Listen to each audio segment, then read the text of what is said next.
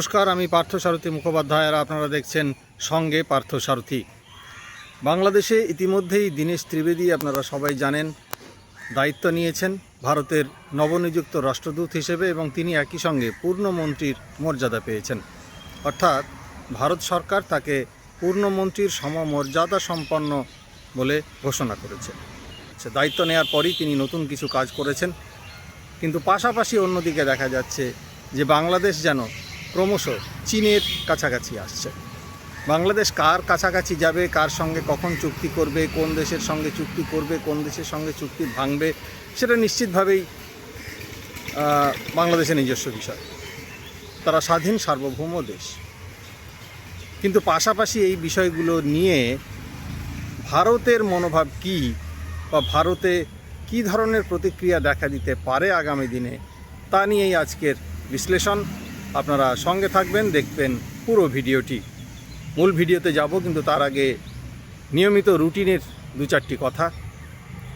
যারা ইতিমধ্যেই আমার চ্যানেল দেখছেন, আমার চ্যানেল সাবস্ক্রাইব করেছেন, তাদের সবাইকে আন্তরিক কৃতজ্ঞতা এবং ধন্যবাদ জানাই। আপনাদের জন্য নতুন কমিউনিটি চালু করেছি, আপনারা আমাদের এখানে এসে নিজেরা কথাবার্তা বলতে পারবেন।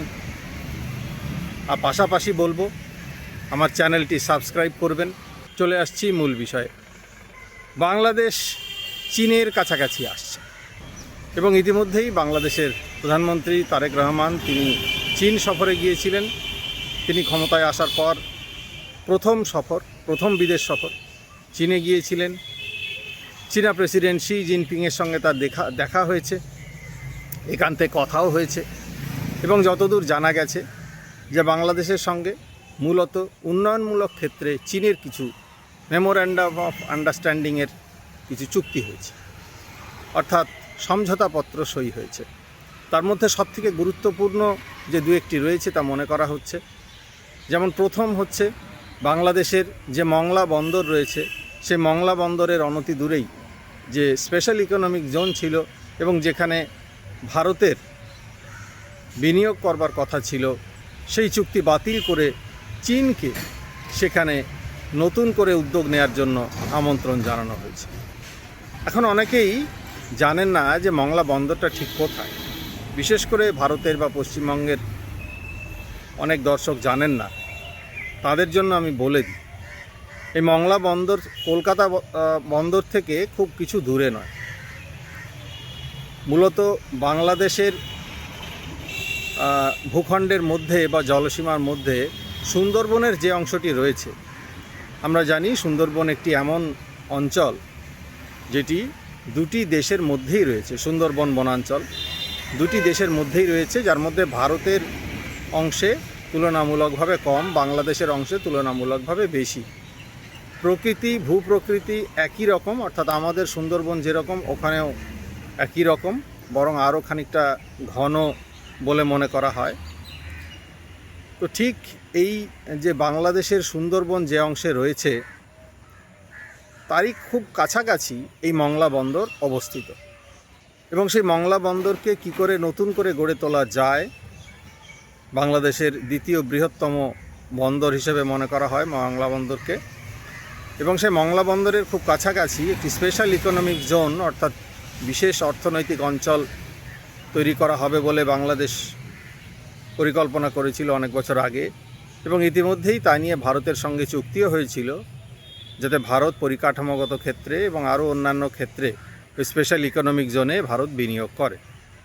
ইউনূস সরকার ক্ষমতায় আসার পর তারা নানান ছুতোনাতায়, অর্থাৎ বিভিন্ন যুক্তি তুলে এই চুক্তিটিকে আপাতত বাতিল করে। নিকটতম প্রতিবেশী হিসেবে আমরা কি দেখছি, যে বাংলাদেশ ভারতের অঞ্জলি দিয়েই এবং গায়ে পড়ে পায়ে পা দিয়ে যেন খানিকটা ঝগড়া করার চেষ্টা করে যাচ্ছে নিরন্তর। সেই কারণেই হয়তোবা নিজেদের যেমন খুশি তেমন চলবে এমন কথা বলে চীনকে ডেকে আনা, এবং এমনভাবে ডেকে আনা যাতে ভারতের আভ্যন্তরীণ নিরাপত্তা এবং ভারতের আঞ্চলিক স্থিতি যাতে নানানভাবে বিঘ্নিত হওয়ার আশঙ্কা দেখা দেয়। ঠিক ঘরের কাছে মহাশক্তিধর চীনকে এভাবে ডেকে নিয়ে আসার ক্ষেত্রে ভারত অতীতে নানানভাবে তাদের আপত্তির কথা জানিয়েছে। বিশেষ করে সবচেয়ে বড় কথা ভারতের নিরাপত্তা, ভারতের আভ্যন্তরীণ নিরাপত্তা, ভারতের বৈদেশিক নিরাপত্তা, ইত্যাদি বিভিন্ন ক্ষেত্রে কোনো আশঙ্কা তৈরি হোক, সেটা নিশ্চিতভাবে ভারত কেন কোনো দেশই চাইবে না। এবং যেখানে বাংলাদেশের 3 দিক ঘিরেই ভারতবর্ষ, সেখানে এই ধরনের চাওয়াটা ভারতের পক্ষে অত্যন্ত স্বাভাবিক। পাশাপাশি আরও একটি বিষয়, সেটা হচ্ছে অতীতে বিভিন্ন ক্ষেত্রে যেখানে দেখা গিয়েছে যে বাংলাদেশকে কেন্দ্র করে নানান ধরনের পাকিস্তানি জঙ্গি এবং তার পাশাপাশি বাংলাদেশের এক শ্রেণীর মানুষ যারা ক্রমাগত পাকিস্তানকে মদদ দিতে পছন্দ করেন, যারা ক্রমাগত চীনকে মদদ দিতে পছন্দ করেন, অথচ কার্যক্ষেত্রে দেখা যায় বাস্তবে ভারতের থেকে সমস্ত কিছু সুযোগ সুবিধে তারা নেন। কলকাতায় আসেন, কলকাতায় নিয়মিত চিকিৎসা করাতে আসেন, কলকাতায় নানান প্রয়োজনে আসেন, ঘরের কাছেই ঘর হিসেবে মনে করে কলকাতায় তারা বিভিন্ন ধরনের প্রয়োজনে দৈনন্দিন ব্যবসা বাণিজ্য থেকে শুরু করে শিক্ষা, স্বাস্থ্য, নানান ক্ষেত্রে তাদের কলকাতায় আসতে হয়। ঠিক একইভাবে দেখা যাচ্ছে যে এবারে যখন ভিসার জন্য দ্বার মুক্ত করে দিয়েছে ভারত, দীনেশ ত্রিবেদী নতুন করে দায়িত্ব নিয়েছেন এবং দায়িত্ব নিয়েই তিনি ঘোষণা করেছেন যে ভিসা, ট্যুরিস্ট ভিসা বাংলাদেশিদের আবার আগেকার মতন দেয়া হবে। এবং যার জেরে বাংলাদেশে বিপুল উৎসাহের সৃষ্টি হয়েছে। ইতিমধ্যেই এক শ্রেণীর মানুষ এদিকে বলতে শুরু করেছেন, যারা দিল্লি না ঢাকা, দিল্লি না ঢাকা বলে আকাশ বাতাস মুখরিত করে তুলতেন, কাঁপিয়ে তুলতেন গোটা দুনিয়া, এই ভিসার লাইনে তারাও দাঁড়িয়ে পড়েছেন কলকাতায় আসার জন্য, ভারতের বিভিন্ন প্রান্তে যাওয়ার জন্য, খুব কম খরচে, সস্তায়, দ্রুত ভারতে এসে তাদের নিজেদের কাজকর্ম করার জন্য। কেউ আসবেন বেড়াতে, কেউ আসবেন কেনাকাটা করতে, কেউ আসবেন আত্মীয় স্বজন বন্ধুবান্ধবের সঙ্গে সম্বৎসরের দেখা করবার পাট চোকাতে, কেউ আসবেন নিছক বেড়াতে ভারতের বিভিন্ন প্রান্তে। অর্থাৎ একদিকে ভারতের থেকে যাবতীয় সুযোগ সুবিধা তারা নিয়ে যাবেন, কিন্তু অন্যদিকে তারা ভারতের পায়ে পা বাঁধিয়ে কী করে ঝগড়া করা যায়, কী করে ঝগড়া চালিয়ে যাওয়া যায়, তার চেষ্টা তারা করে যাবেন। সেজন্যই ঘরের কাছে চীনকে ডেকে আনা। মংলা বন্দরের জন্য যে ভারতের সঙ্গে চুক্তি হয়েছিল, মংলা বন্দরের আধুনিকীকরণ এবং অর্থনৈতিক সমৃদ্ধির কারণে সেই চুক্তি বাতিল করে চীনকে ডেকে আনা হয়েছে। পাশাপাশি একেবারে উত্তর দিকে তিস্তার জল চুক্তি, সেগুলি এবং গঙ্গার জল চুক্তি ভারতের সঙ্গে ইতিমধ্যেই সেগুলি হওয়ার কথা। এবং ঘরের কাছেই কিভাবে ভারতকে উত্তক্ত করা যায় নানান ক্ষেত্রে, তা নিয়েও নানান কথাবার্তা নিজেদের মতন করে চলছে। আর মুখে তারা বলে যাচ্ছেন যেটা আমাদের গণতান্ত্রিক অধিকার, বাংলাদেশ স্বাধীন সার্বভৌম দেশ, যাকে ইচ্ছে ডেকে আনতে পারে। চিকেন নেকের অনতি দূরে দ্বিতীয় বিশ্বযুদ্ধের সময় নির্মিত যে লালমনিরহাট বিমানবন্দর ছিল, সে লালমনিরহাট বিমানবন্দর এখন বাংলাদেশের সেনাবাহিনীর কন্ট্রোলে রয়েছে অনেক দিন ধরেই।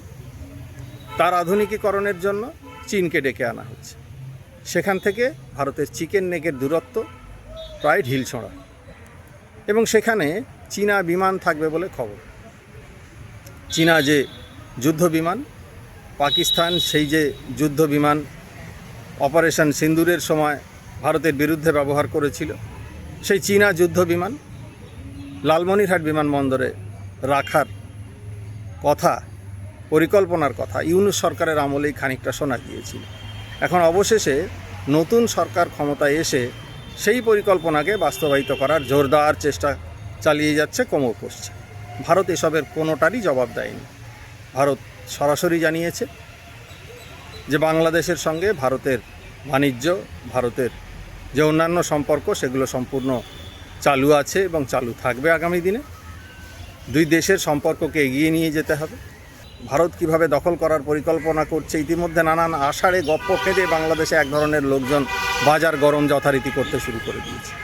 কলকাতার আকাশে এখন মেঘ করেছে, বাংলাদেশে ঢাকার আকাশেও করেছে কিনা আমি জানি না, কিন্তু যদি ঢাকার আকাশে মেঘ করেও থাকে বা না করেও থাকে, উভয় ক্ষেত্রেই ভারতের চক্রান্ত তারা দেখতে পান।